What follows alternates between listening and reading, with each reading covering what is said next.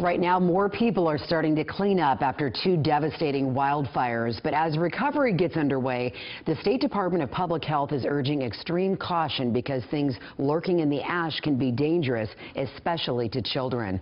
While most of the ash from trees is similar to what you might find in your fireplace, giving the extent of damage, some of it is just more than just burned wood. Yeah, the state says ash from burned homes could contain metals, chemicals, even asbestos, all of which can be toxic. KCRA 3's Kevin Oliver is live for us in Lake County to show us how that threat is being handled. Kevin?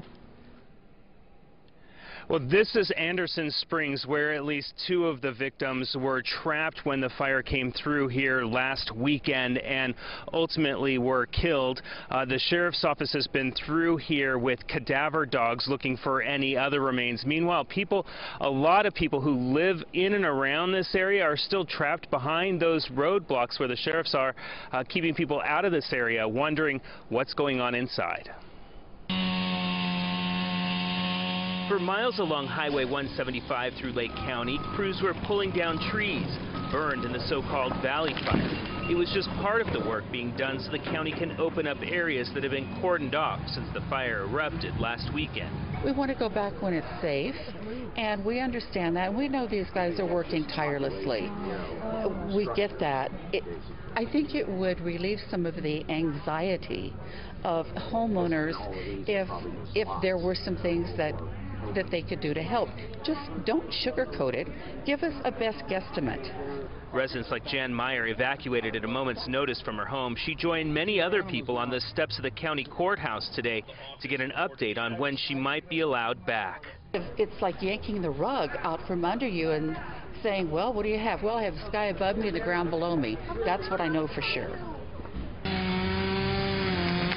While crews are trying to make sure the roads are safe and clear down power lines, firefighters are assessing what remains of the fire itself.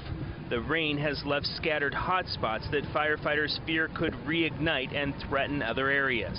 Emergency managers say they are trying to get areas opened back up and allow residents back in as soon as it's safe.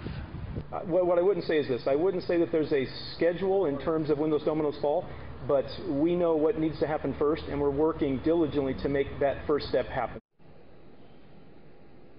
Now, emergency managers are still trying to put together that plan. They've established sort of zones for how the area will be let back in. They're putting that plan together, but they can't say whether that will begin tomorrow or a couple of days from now. Reporting live from Anderson Springs, Kevin Oliver, KCRA 3 News. Kevin, thank you. When we mentioned the toxics and the threat there, here is what the Department of Public Health recommends for avoiding possible health problems. Don't let children play in the ash, especially if they have respiratory conditions like asthma. Wash all the toys and pets from ash before children play with them. When you're cleaning up, wear a mask, gloves, shirts with long sleeves, and long pants. If you do get ash on your skin, wash it off as quickly as possible. Some wet ash can actually cause chemical burns.